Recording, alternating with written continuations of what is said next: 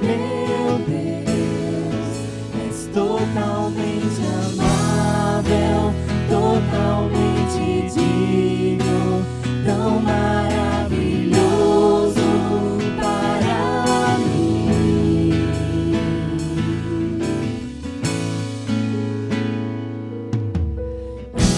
Eterno Rei, exaltado nas alturas, glorioso nos céus, humilde vieste à terra que criaste, por amor pobre se fez. Declare, estamos aqui para adorar o Senhor. E para adorar-te, e para prostrar-me, e para dizer-me: és meu Deus, és totalmente amável, totalmente digno, tão maravilhoso para mim. Vim para adorar-te. Vim para adorar-te, vim para prostrar-me, vim para dizer-me: és meu Deus, és totalmente amável, totalmente digno, tão maravilhoso para mim.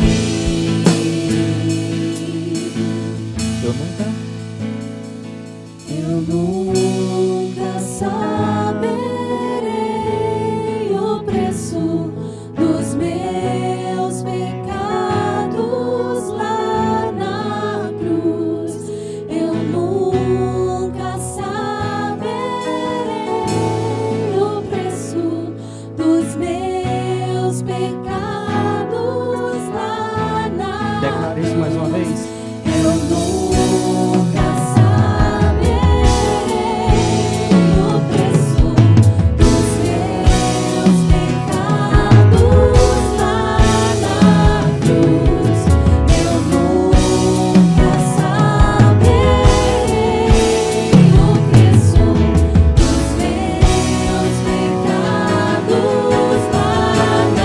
preço dos meus pecados lá na cruz. Eu nunca saberei o preço dos meus pecados lá na cruz. Eu nunca saberei o preço dos meus pecados lá na cruz. Da igreja. Boa noite, gente. Graça e paz da parte de Deus a todos. Estamos aqui de volta para dar continuidade à nossa série de estudos bíblicos, né, que vai percorrer aí toda a narrativa bíblica. E hoje a gente chega no capítulo 9 de Gênesis, que vai mostrar pra gente como foi a vida pós-dilúvio, tá bom? Então, separa aí tua Bíblia, teu smartphone pra gente ler alguns textos, tá? Não vou fazer a leitura exaustiva do texto logo de início, a gente vai lendo o texto, todo o capítulo no decorrer do estudo, tá bom? Então vamos orar pra gente começar alguns comentários.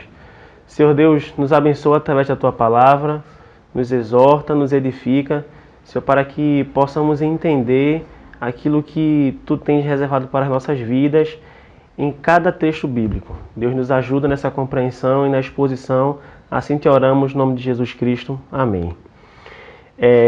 Como eu já falei, Gênesis 9 ele vai mostrar a vida pós-dilúvio, né? O que é que aconteceu, como é que se deu a história da humanidade após o juízo de Deus que aconteceu ali no dilúvio, né? Então esse capítulo 9 mostra isso. Ele mostra essa vida, ele mostra a aliança que Deus fez com Noé e a sua descendência, os seus filhos. Também ele mostra a bênção e a maldição proferida por Noé também em relação a seus filhos. Então, você pode olhar para o capítulo 9 de Gênesis e enxergá-lo em pelo menos 4 grandes tópicos, tá? Que vai ajudar nessa compreensão. Então a primeira parte a gente tem quando Deus abençoa Noé e a sua casa, do versículo 1 ao 7. Depois a gente tem a formalização da aliança que Deus fez com Noé e com seus filhos. Depois a gente tem o relato da embriaguez de Noé, já no versículo 20 até o 24. E por fim, a gente tem quando Noé ele pronuncia a bênção e a maldição sobre a sua descendência e depois o relato, né, da morte de Noé. Então, assim, sem mais demoras, a gente vai ler agora do versículo 1 até o versículo 7 de Gênesis, capítulo 9, tá? Onde Deus abençoa Noé, seus filhos e estabelece algumas regras. Diz assim: Então Deus abençoou Noé e seus filhos e lhes disse: Sejam férteis e multipliquem-se, encham a terra. Todos os animais da terra, todas as aves do céu, todos os animais que rastejam pelo chão e todos os peixes do mar terão medo e pavor de vocês. E eu os coloquei sob o seu domínio. Assim como dei a vocês os cereais e os vegetais por alimento, também lhes dou os animais. Mas nunca comam carne com sangue, pois sangue é vida. Exigirei o sangue de todo aquele que tirar a vida de alguém. Se um animal selvagem matar alguém, deverá ser morto. Quem cometer assassinato também deverá morrer. E quem tirar a vida humana, por mãos humanas perderá a vida, pois eu criei o ser humano à minha imagem. Agora, sejam férteis e multipliquem-se, povoem a terra outra vez. Isso aí é o que está escrito em Gênesis 9, do 1 ao 7. Então, Gênesis 9 começa logo com Moisés escrevendo que Deus ele abençoou Noé e abençoou a descendência de Noé, os filhos de Noé, né? E essa bênção ela foi muito clara. Ela foi uma bênção e foi também uma ordem da parte de Deus, né? Onde Deus fala que sejam férteis e multipliquem-se, né? Encham a terra. Então, assim, só para a gente recapitular, de Gênesis 1 até Gênesis 9, essa é a terceira referência que Moisés fala, né, quando escreve aí, acerca de Deus ter abençoado a humanidade e ordenado que ela fosse frutífera. Então a gente tem Gênesis 1, 28, quando o Senhor diz assim que então Deus abençoou e disse: Sejam férteis e multipliquem-se, encham e governem a terra, dominem sobre os peixes do mar, sobre as aves do céu e sobre todos os animais que rastejam pelo chão. 1:28. Depois no capítulo 5 a gente tem outra ordem da parte de Deus. Criou-os homem e mulher quando foram criados.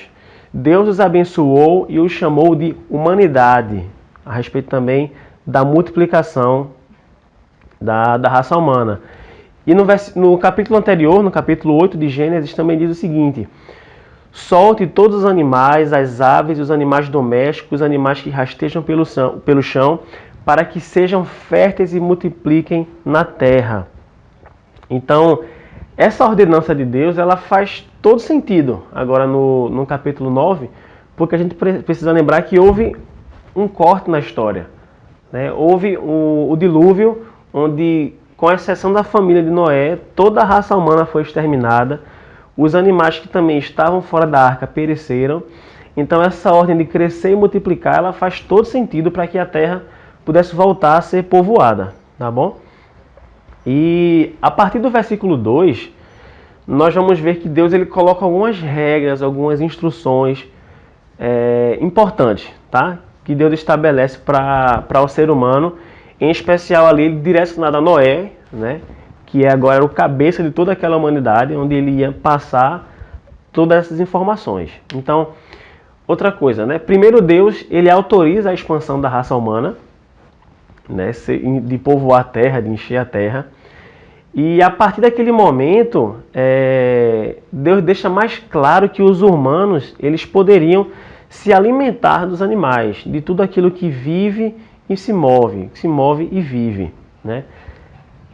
Alguns dizem que tentam levar a entender que até esse momento a raça humana ela era vegetariana, tá? Por quê? Né? Em alguns textos, como esse que a gente leu, ele vai falar de cereais e vegetais que os homens comiam e tal, e que a partir de agora eles estavam autorizados a comer carne. É um pouco frágil, né? Porque a gente não encontra, anteriormente a isso, nenhuma proibição de Deus de que o homem não poderia comer carne, tá? Mas é possível que sim, é possível que, ou então o consumo fosse restrito, a gente não pode precisar. Mas uma coisa é certa, desde o Éden, desde o pecado, quando Deus sacrifica animal, faz vestes para Adão e Eva, e aquilo passou a se tornar um ofício até, né? Então assim, a raça humana ela já começou a apresentar sacrifício a Deus, lembra do exemplo de Abel? Então assim, animais já tinham sido mortos, roupas já tinham sido feitas com a pele dos animais. Então assim, também é possível que a raça humana já consumisse carne antes disso. Mas a partir de agora, Deus deixa isso muito claro, tá?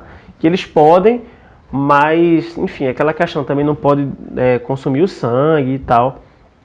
Mas, assim, são argumentos que existem, que se discutem, que, assim, também são um pouco frágeis e também não tem uma relevância muito grande. Mas isso é que vale destacar. Que a partir daquele momento havia uma permissão de Deus. Se havia alguma dúvida, agora está claro que Deus permite esse tipo de consumo. A gente dando um salto aí para Gênesis 9:6, a gente vai encontrar também uma questão, que é a instituição da pena de morte. Tá? Ao contrário do que muita gente pensa ou desconhece, a pena de morte ela foi fixada por Deus. Ela não foi fixada por um líder político, por um líder religioso, por um governante, nada disso. Foi uma instituição que o próprio Deus desenvolveu, né? Ah, Tiago, mas isso é muito pesado, isso é muito perverso.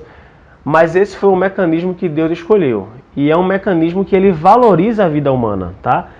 Você não pune com a morte por desvalorizar a vida humana, né? Deus fez isso pelo contrário, né? Para que aquela vida que foi tirada, houvesse o reconhecimento de que havia um valor daquela vida. Afinal de contas, Deus deixa isso muito claro, que cada vida existe a sua imagem, existe a imagem de Deus. Então no versículo 6 diz o seguinte: quem tirar a vida humana, por mãos humanas perderá a vida, pois eu criei o ser humano à minha imagem. Então, o que a gente falou, né?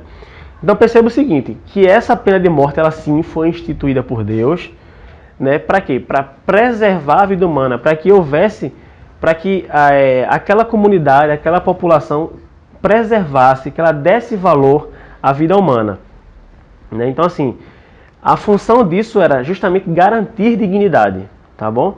Para que a vida ela não fosse banalizada e fosse tirada por qualquer motivo. E assim, a gente já tem, antes de Gênesis 9, a gente já tem dois exemplos muito perversos disso, tá? Onde a imagem de Deus na vida do outro, ela não foi valorizada. E eu lembro daí dos exemplos de Caim e do exemplo de Lameque, né? Caim que matou Abel e Lameque que cometeu também mais 2 homicídios. Isso está lá no Gênesis 4, tá bom? Então aí a gente tem o primeiro bloco de informações nesse capítulo 9. E agora a gente chega no versículo 8 de Gênesis, que é justamente a aliança de Deus com Noé, com seus filhos e a gente entende até com toda a criação, com todo o ser vivente, né? Então Gênesis 9, de 8 até o 18, ele vai dizer o seguinte, acompanha comigo. Então Deus disse a Noé e seus filhos: confirmo aqui a minha aliança com vocês, seus descendentes e todos os animais que estavam com vocês na embarcação. As aves, os animais domésticos e os animais selvagens, todos os seres vivos da terra. Sim, confirmo a minha aliança com vocês. Nunca mais os seres vivos serão exterminados pelas águas. Nunca mais a terra será destruída por um dilúvio. Então disse Deus: eu lhes dou um sinal da minha aliança com vocês e com todos os seres vivos, para todas as gerações futuras. Coloquei o arco-íris nas nuvens. Ele é o sinal da minha aliança com toda a terra. Quando eu enviar nuvens sobre a terra, nelas aparecerá o arco-íris. E eu me lembrarei da minha aliança com vocês e com todos os seres vivos. Nunca mais as águas de um dilúvio destruirão toda a vida. Ao olhar para o arco-íris nas nuvens, eu me lembrarei da aliança eterna entre Deus e todos os seres vivos da terra. Então Deus disse a Noé: esse arco-íris é o sinal da aliança que confirmo com todas as criaturas da terra. Os filhos de Noé que saíram da arca com o pai foram Sem, Cã e Jafé. Cã é o pai de Canaã. Gênesis 9, dos versículos 8 ao 18, a gente tem aí o estabelecimento, o firmamento de uma aliança de Deus com Noé, com sua descendência e com todo ser vivo que estava presente agora nessa nova etapa da história. Então, Deus confirma a sua promessa de preservar a terra com uma aliança. Né? Deus faz um pacto com o homem para que ele garante que nunca mais a terra viria a ser destruída pelas águas de um dilúvio. E assim, aqui a gente precisa lembrar que Deus ele já tinha um relacionamento com Noé de uma forma pactual. Isso já tinha acontecido e está relatado em Gênesis 6, versículo 18, onde Deus diz que faz uma aliança com Noé. Agora, em Gênesis 9, a gente vê uma extensão desse pacto. Note que agora Deus não faz apenas um pacto com Noé, ele faz um pacto com Noé, com seus filhos e com todo ser vivo. Né? E ali uma promessa da aliança, ela está seguida por algumas estipulações e a apresentação de uma marca, tá? Uma marca visível dessa aliança que foi firmada. Mas vamos parar para pensar um pouco. E daí, Tiago? E por que um arco-íris? Ou por que esse sinal? Por que essa aliança? Imagine o contexto que Noé e aquelas outras 7 pessoas, né? Noé, a esposa, os filhos e as esposas estavam inseridos. Eles passaram aí mais de século construindo uma arca sobre a ordem de Deus. Noé foi tido como um tolo, como um bobo durante a construção daquela embarcação. Por quê? Porque simplesmente não havia chovido ainda na terra. Então o rapaz estava construindo um barco sem saber nem o que era chuva. Vamos lá. De repente, no tempo de Deus, vem uma chuva e destrói toda a raça humana, com exceção de quem estava dentro daquela arca.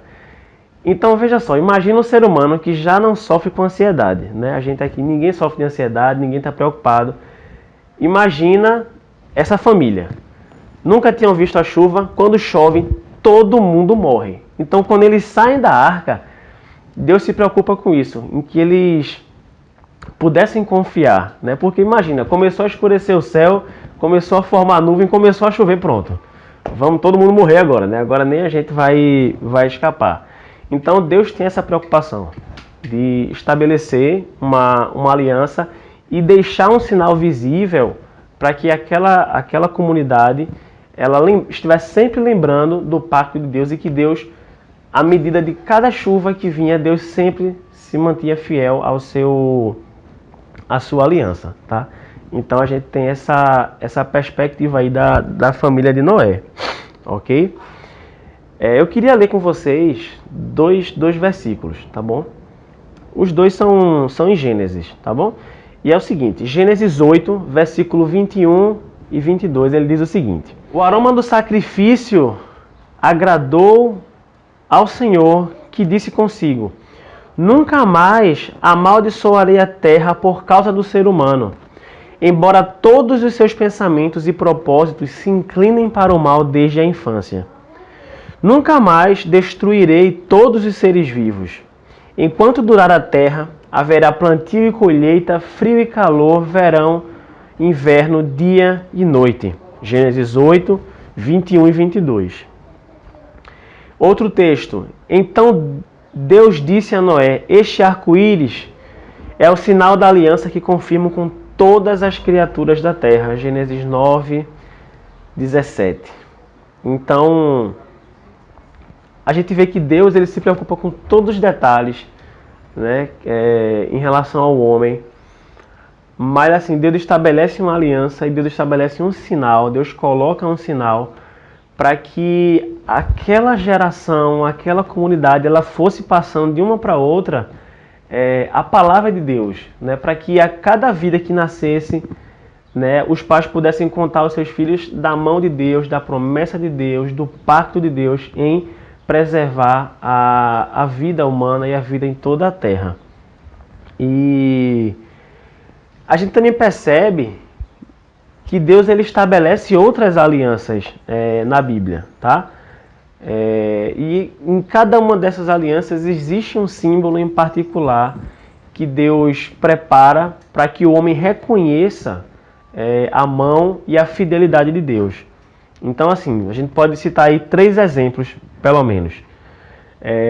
Na aliança que Deus fez com Abraão, né? Qual foi o símbolo? O símbolo foi a circuncisão. Isso está lá em Gênesis 17, 11. Na aliança que Deus faz com Moisés, qual foi o símbolo que ficou marcado? Foi o sábado. E na aliança, na nova aliança, que foi trazida por meio de Jesus Cristo, qual foi o símbolo? Foi a ceia. Então vamos ler aí esses 3 versículos para que fique bem claro. A aliança com Abraão, o símbolo é a circuncisão. E diz o texto: cortem a carne no prepúcio como sinal da aliança entre mim e vocês. Gênesis 17, 11. Já com Moisés, onde o sinal do pacto da aliança foi o sábado. E disse: digo ao povo de Israel, guardem o meu sábado, pois ele é um sinal entre mim e vocês, de geração em geração, para que saibam que eu sou o Senhor que santifica. É um sinal permanente entre mim e o povo de Israel. Pois em 6 dias fez os céus e a terra, mas no 7º dia descansou e se revigorou. Êxodo 31, versículo 13 e versículo 18. E por fim, né, o sinal da nova aliança estabelecida por Cristo. Diz a palavra de Deus: depois da ceia, Jesus tomou o cálice do vinho e disse: este é o cálice da nova aliança, confirmada com o meu sangue, que é derramado como sacrifício por vocês. Então, gente, Deus faz isso. Deus, no decorrer de toda a narrativa bíblica, ele faz aliança, ele renova a aliança e ele deixa sinais para que a gente possa reconhecer que Deus ele nunca falha. Deus ele nunca deixa de cumprir a sua promessa, tá? E aí a gente chega num ponto do capítulo 9 de Gênesis que é um tanto quanto constrangedor, mas que também tem muita coisa para nos ensinar. E ele fala a respeito da embriaguez de Noé, tá? E o desrespeito por parte do seu filho Cã. Isso está lá em Gênesis 9, do versículo 20 até o versículo 24. Tá? Então pega aí tua Bíblia, Gênesis 9, 20 a 24, que vai dizer o seguinte: depois do dilúvio, Noé começou a cultivar o solo e plantou uma videira. Certo dia, bebeu do vinho que ele próprio havia produzido, ficou embriagado e foi deitar-se nu em sua tenda. Cã, pai de Canaã, viu que seu pai estava nu e saiu para contar aos irmãos. Então Sem e Jafé pegaram o manto e o colocaram sobre os ombros. Em seguida, entraram na tenda de costas e, olhando para o outro lado, a fim de não ver a nudez do pai, cobriram-no com o manto. Quando Noé se recuperou da bebedeira e descobriu o que Cã, seu filho mais novo, havia feito, exclamou. Isso aí, essa parte final, exclamou, e ele vai soltar vai falar a maldição sobre Cã, a gente vai ver daqui a pouquinho, tá? Que é o versículo 25. Então, no momento, a gente para aí no 24. Gênesis 9, ele vai ensinar pra gente que, um detalhe bobo, mas importante, Noé, apesar da avançada idade já, ele continuou trabalhando, né? Ele plantou uma vinha, ou seja, ele era lavrador. Ele planta ali uma videira, planta uma vinha e tal. E certo dia, depois de ter produzido ali o seu vinho, de ter fermentado o seu vinho, ele consome uma quantidade excessiva e ele acaba se embriagando. E aí a gente vê que ele entra dentro da tenda, ou ele já está dentro da tenda, não faz diferença. E ele tira sua roupa, né? Ele fica nu, muito provavelmente pelo calor do álcool, enfim. E aí começam alguns detalhes que são tanto perversos. Assim, a gente já consegue ver mais uma vez a inclinação do homem para o mal. Afinal de contas, a gente já leu lá em cima que o homem ele tem essa inclinação para o mal desde a infância, tá? E isso acontece, Noé está lá dentro da sua tenda e um dos seus filhos, Cã, ele entra na tenda e vê a nudez do seu pai, a nudez de Noé. E ao invés de agir com piedade, de agir com cuidado, com zelo para com seu pai, como seus irmãos fizeram logo em seguida, não. Ele parece que a cena nos mostra que ele sai em direção aos seus irmãos para contar de uma forma até escarnecedora aquilo que estava se passando com seu pai, né? E aí acontece com os outros dois filhos o que deveria ter sido feito por Cã, mas não foi, né? Sem e Jafé, eles vão até o pai, né? Eles se imunem ali, usam um manto, entram de costas na tenda, cobrem a nudez do seu pai, a vergonha ali que aquela cena proporcionou, tá? Então, assim, essa é a primeira vez, tá? É a primeira vez que a embriaguez ela é mencionada na Bíblia. E o que é que isso nos ensina? Se está aqui, gente, é porque Deus quer nos apresentar alguma coisa, né? Deus e ali, através da caneta de Moisés, a pena de Moisés, não ia colocar isso aqui se não fosse para nos ensinar alguma coisa. Então isso nos ensina que, apesar de Noé ter sido achado graça perante Deus no meio de toda aquela geração que foi exterminada, Noé também era falho. Noé continuava falho. Era um homem sujeito a erros, a equívocos, a condutas que por vezes nos assolam, entende? Então, assim, Deus mostra pra gente que mesmo assim nós podemos ter um bom relacionamento com Deus, nós podemos seguir cumprindo a palavra de Deus, tá? Deus não procura perfeitos, né, gente sem mácula, gente sem vício, mas Deus ele vai nos capacitando no decorrer da nossa vida. E como eu falei, né, é a primeira vez que a palavra embriaguez é relatada aí no texto bíblico. E durante todo o resto da trajetória bíblica, a gente vai ver que essa palavra de vinho, de embriaguez, ela aparece algumas vezes. E principalmente em relação ao vinho, a gente vai encontrar muito texto bíblico e muito texto bíblico com sentidos opostos. E aí é bom a gente sempre tomar cuidado, a gente sempre ler com cautela, sempre ler em espírito de oração para entender do que se trata. Então a gente, assim, em relação ao vinho, né, no próprio livro de Números, a gente vai ver que o vinho ele era considerado também oferta a Deus, né, um tipo de oferta especial e que era aceita por Deus, tá? Deuteronômio também fala de um lado positivo do vinho. O próprio Salmo, quem tiver curiosidade, abre aí no Salmo 104, acredito que é o versículo 15. Ele fala também que o vinho acaba alegrando o homem. E vários outros textos. O próprio, já no Novo Testamento, o próprio Evangelho de João, logo no capítulo 2, também tem uma menção positiva, né? As bodas de Caná da Galileia. Então, assim, a gente vê uma celebração, né? Uma festa de casamento ali celebrada, regada a vinho. E todo mundo já sabe a história, né? Então, assim, Cristo vai lá e transforma a água em vinho e tal. Então, são pontos positivos? Existem sim. Mas eu queria deixar aqui alguns versículos para os irmãos depois pesquisarem e lerem, tá? que é Provérbios 21, versículo 17, Provérbios 23, do versículo 20 até o versículo 35, Isaías também, no seu capítulo 5, versículo 22, vão trazer algumas outras menções a respeito do vinho que podem não ser tão, na verdade não são tão positivas, tá? Inclusive,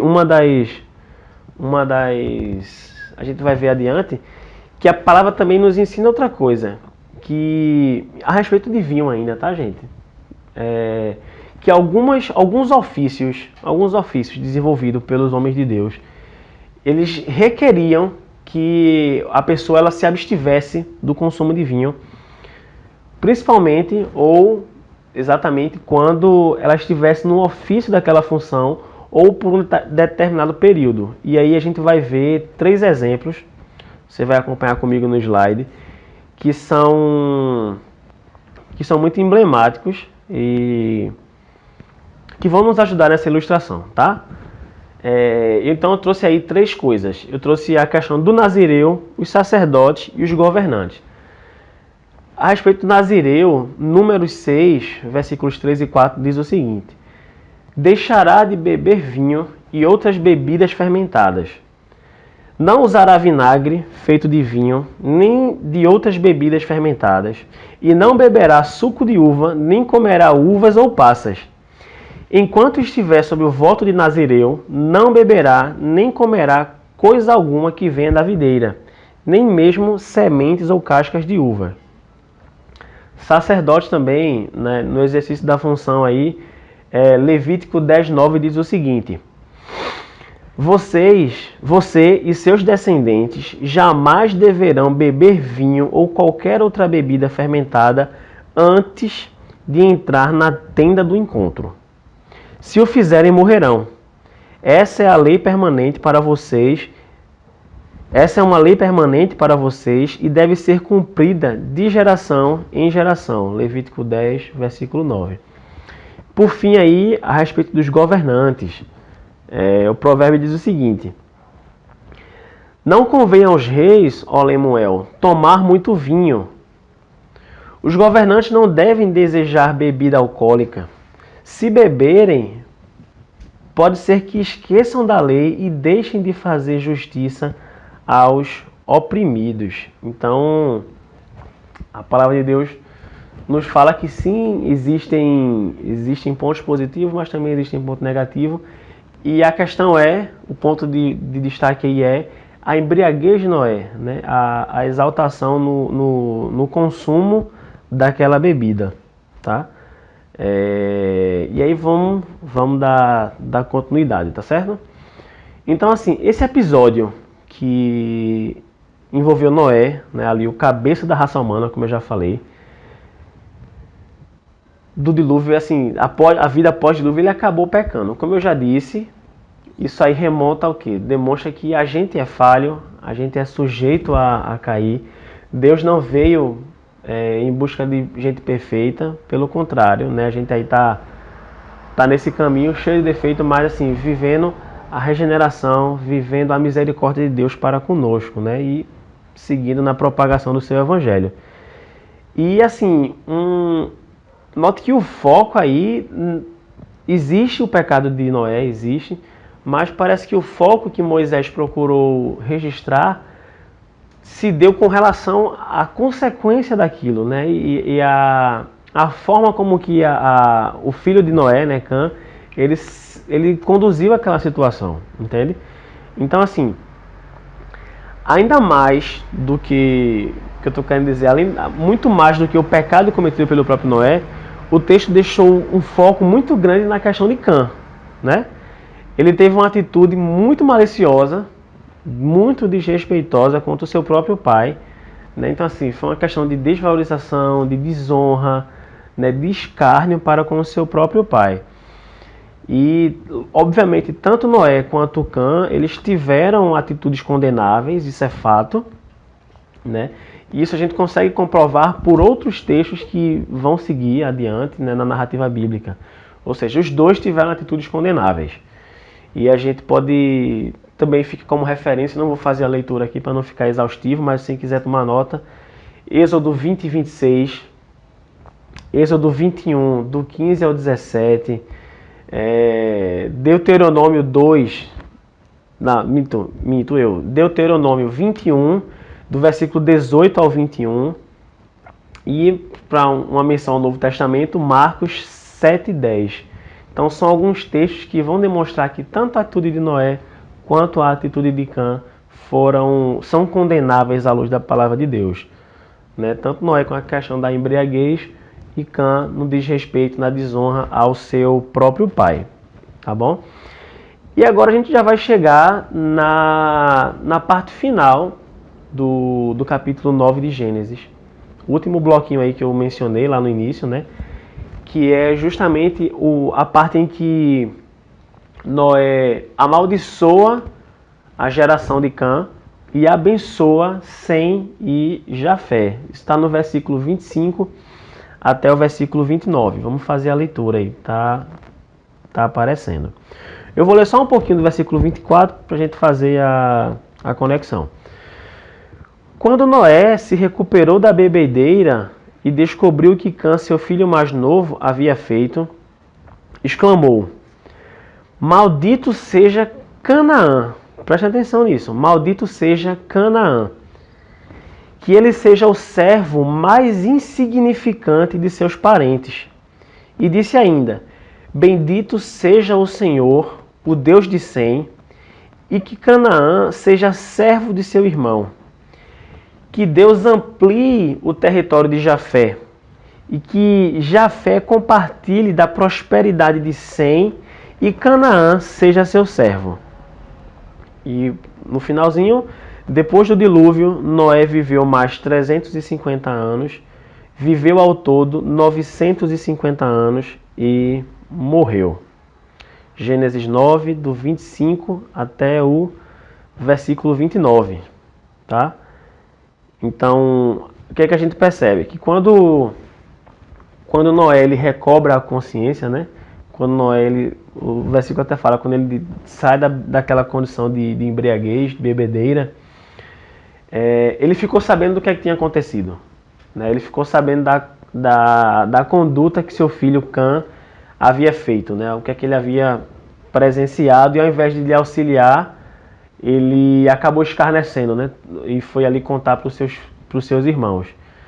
Então ali, o que é que acontece? Quando ele recobra a consciência, a gente não me pergunte por quê, eu prefiro não especular nesse sentido, mas Moisés não escreve, né, que quando Noé ele se recobrou a consciência ali, ele não se dirigiu a Deus para pedir perdão e tal imediatamente. O texto já fala que ele pronuncia uma maldição sobre Cã e a bênção sobre Sem e Jafé. Então, como isso não está registrado, a gente prefere não entrar nesse assunto, mas certamente é possível acreditar que Noé se colocou também diante de Deus para pedir perdão, muito pela sua conduta, né, que acabou gerando consequências não só para a vida dele, né, de vergonha, de desonra, mas para a geração que viria, né, adiante. E uma coisa interessante aí no final que eu destaquei é sobre a pronúncia da maldição que aconteceu, né? Algumas pessoas aí elas não entendem por que Canaã. Veja, Noé, quando ele recobra a consciência e percebe o que Cã fez, ele amaldiçoa não Cã, mas Canaã, o seu filho. Né? E assim, se existe alguma dificuldade de entender isso, eu queria tentar trazer um pouco de esclarecimento. Assim, não é nada muito difícil, não é nada de outro mundo. O porquê Deus fez isso. E assim, tentando trazer isso de uma forma muito simples, né?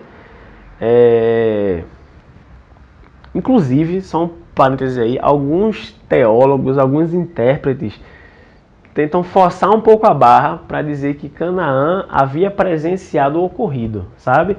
A Bíblia registra que Cã fez isso, mas Canaã estava ali do lado observando e tal, presenciou ou participou. E eu acho que isso é meio forçação de barra, tá? A gente não encontra registro bíblico, a gente não encontra respaldo na palavra para sustentar esse tipo de hipótese. Eu acredito que a forma mais simples de entender isso é que Cã sabia da condenação, Cã sabia do pecado, Cã sabia do erro da sua conduta, mas quando Moisés registra isso, de que a maldição, né, que Noé falou, foi sobre Canaã, aquilo trouxe um peso ainda maior para a condenação de Cã, o pai de Canaã, né? Porque ele viu que o erro que ele cometeu, ele viu que a conduta desonrosa com que ele agiu, não prejudicou só ele, mas prejudicou toda a sua descendência, entende? Então, e outra coisa que a gente deve chamar a atenção, que eu acredito que tenha sido isso que Moisés quis trazer, quando a maldição ela cai sobre a vida de Canaã, aquilo representa justamente isso, aquilo representa que a maldição caiu sobre toda a herança, sobre toda a descendência de Cã. É diferente de, Cã, eu te amaldiçoo, parece que aquilo se restringe a um indivíduo, né? Mas quando aquela maldição ela recai sobre o filho, estando o pai vivo ali, né?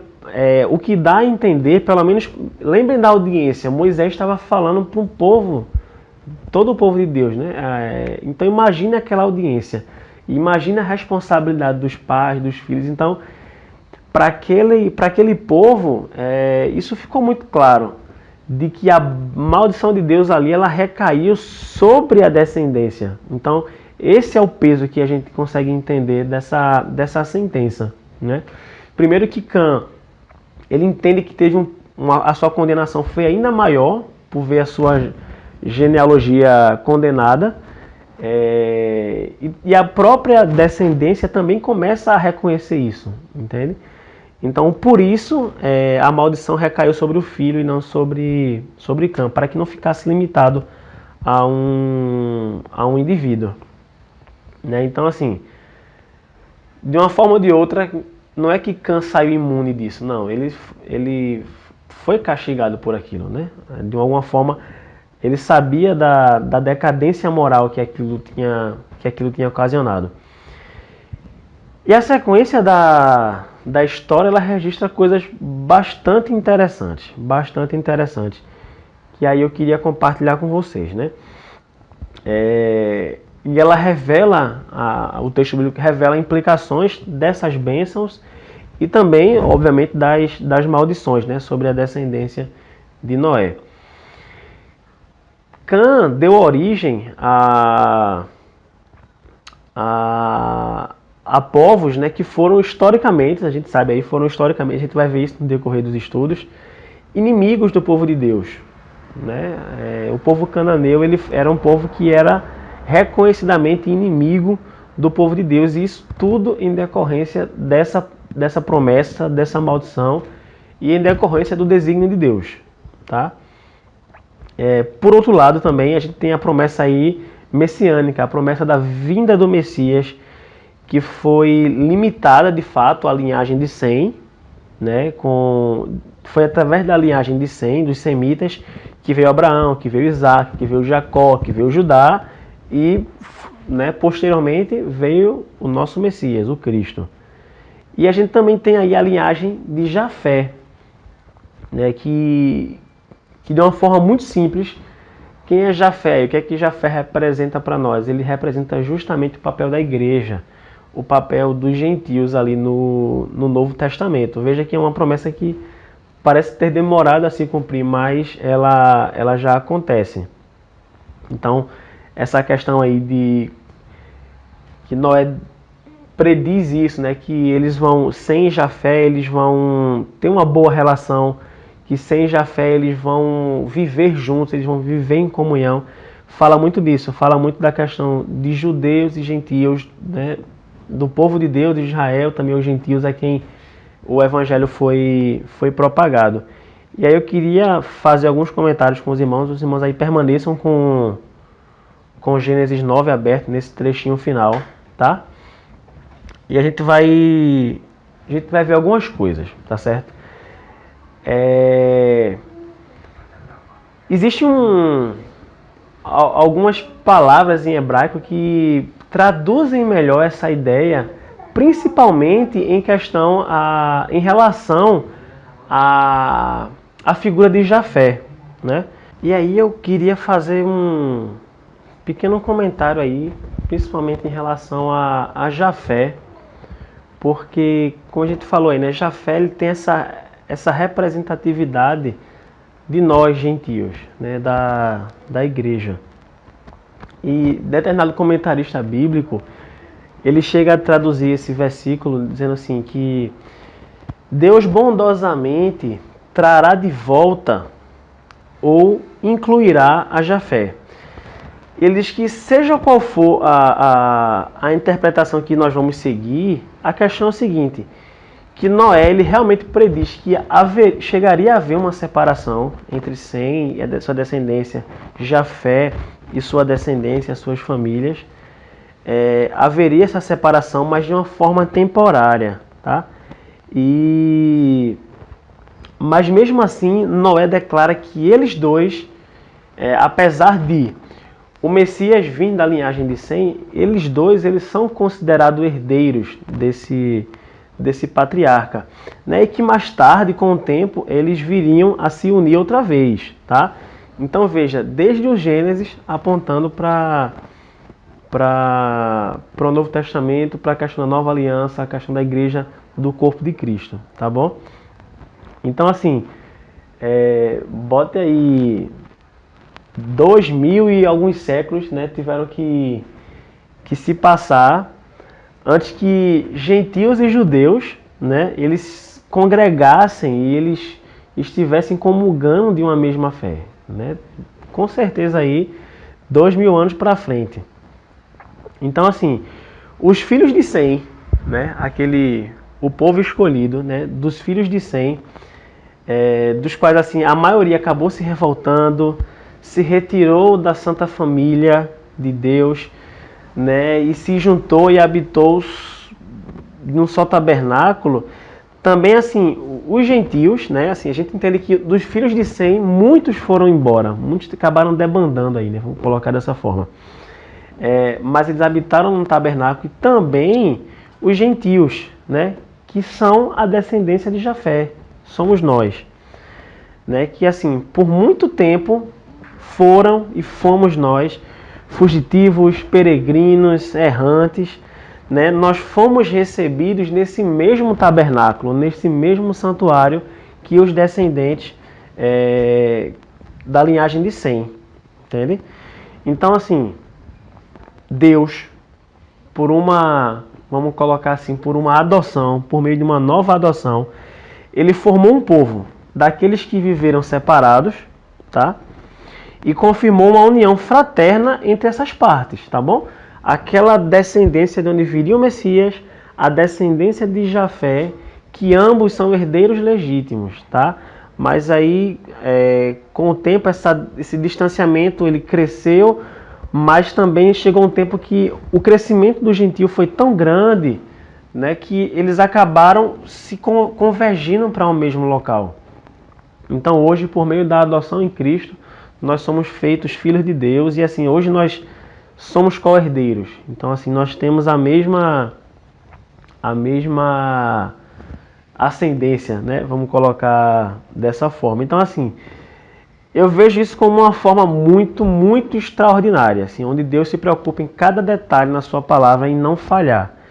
Porque isso aqui, ele fortalece muito a nossa fé, e que essa palavra fortaleça muito a sua fé. Porque assim, a gente precisa saber que a vocação dos gentios, de nós gentios, nós peregrinos, isso não foi apenas decretada no eterno conselho de Deus. Isso não veio apenas entre aspas, tá? Da eternidade de Deus. Mas isso foi feito de uma forma pública. Isso foi feito de uma forma pública desde os primórdios, desde o início. Desde a nova criação. Isso tá muito claro. Essa promessa está muito bem colocada, né? E é uma promessa que ela foi declarada pela boca de um patriarca, a boca do novo Adão, né? Aquele que foi responsável, foi o cabeça do novo mundo ali pós-dilúvio, né? Para que a gente não caia na tentação de achar que é por acidente, que essa nossa herança é simplesmente um acaso. Não é nada disso. A vida eterna ela não foi dada de uma forma indiscriminada, né? É uma forma inconsequente, muito pelo contrário. A forma como a expressão é colocada na Bíblia, né, que habite habite Jafé nas tendas de Sem, isso nos remonta que aquela sociedade apontando para nós, ela deve existir e deve ser fomentada entre nós fiéis. A gente nunca pode esquecer disso. Assim como Deus ele faz o registro do arco-íris, a gente precisa se ater às promessas que também foram feitas. Então, assim, enquanto Deus escolheu para si uma igreja, né, que ela viria da descendência de Sem, né, mais tarde ele escolheu os gentios, ele escolheu nós, né, peregrinos, errantes, gentios. Para quê? Para que isso? Para que juntamente com os filhos de Sem, lembra? A descendência escolhida e nós gentios que fomos incluídos aí, para que nós, sob uma condição, que nós nos uníssemos para que nós fôssemos herdeiros dessa nova aliança, dessa vida que é uma vida para a eternidade. Então, assim, pode não estar muito claro? Pode. Mas com oração, com cautela, com a direção do Espírito Santo, a gente consegue entender isso. A figura de Sem no povo escolhido e a figura de Jafé. Ou seja, a gente não foi escolhido agora, por acaso, de última hora. Nós, gentios, estamos incluídos nesse processo desde o Gênesis. Então, assim, quando Deus diz que Jafé vai habitar na tenda de Sem, quer dizer que nós estamos feitos filhos de Deus, por meio da adoção.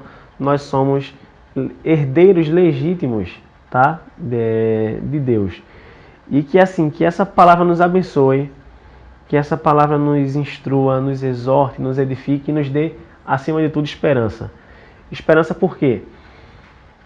Repito, Deus tem um plano para as nossas vidas desde a eternidade. E está muito claro, desde o Gênesis, que a preocupação de Deus em relação à salvação do homem e a sua misericórdia na preservação das nossas vidas, em relação à eternidade. E que Deus nos abençoe e a gente fica por aqui. Qualquer dúvida, entre em contato que a gente tente esclarecer um pouco mais e que assim você possa também compartilhar esses ensinamentos, que a palavra de Deus ela também seja luz para outros lares, para outras famílias e que o nome de Deus seja cada vez mais exaltado. Vamos orar.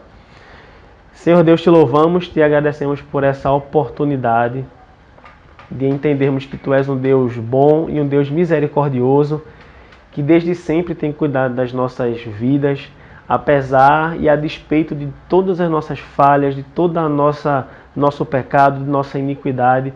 Tu és um Deus bom e um Deus sempre pronto a nos perdoar. E que, Senhor, nós possamos estar cada vez mais firmados sobre a Tua palavra. Nos abençoa assim, te oramos em nome de Cristo Jesus. Amém. Pela cruz me chamou, gentilmente me atraiu e eu, sem palavras, me aproximo, quebrantado por seu amor.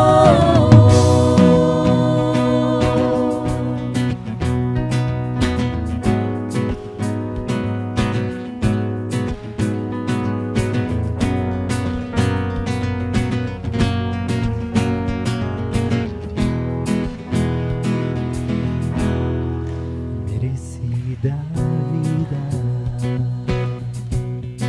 de graça recebi, por sua cruz, a morte me livrou, trouxe minha vida. Eu estava